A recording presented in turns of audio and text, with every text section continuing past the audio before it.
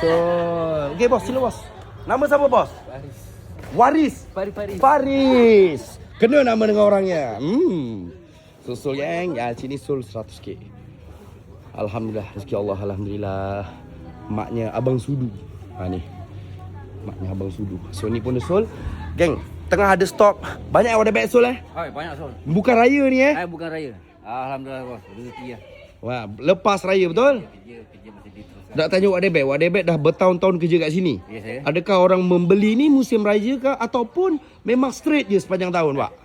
Tak juga, tak tunggu musim raya pun. Kan? Hari-hari biasa pun ada je.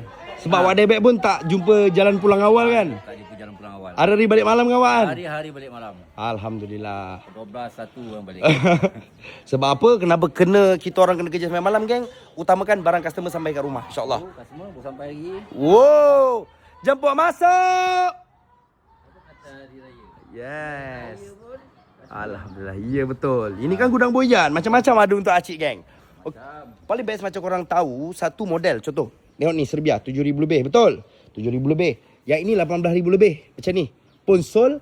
Okey. Bawah kemah tadi boyan nampak ada 3,000 lebih juga. Nampak warna ni. Warna gold tu. Nampak?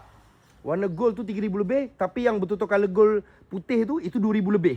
Nampak, geng? Sebab tu kalau korang datang, korang nak yang range harga berapa, korang tanya tim Bos Ijan.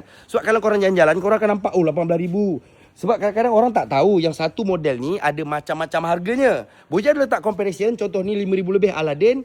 Yang sebelah ni 2,999 ringgit Aladdin juga. Lepas tu 3,300 pun Aladdin juga. Sama juga dengan Serbia full set 2,000 lebih, 3,000 lebih ke atas.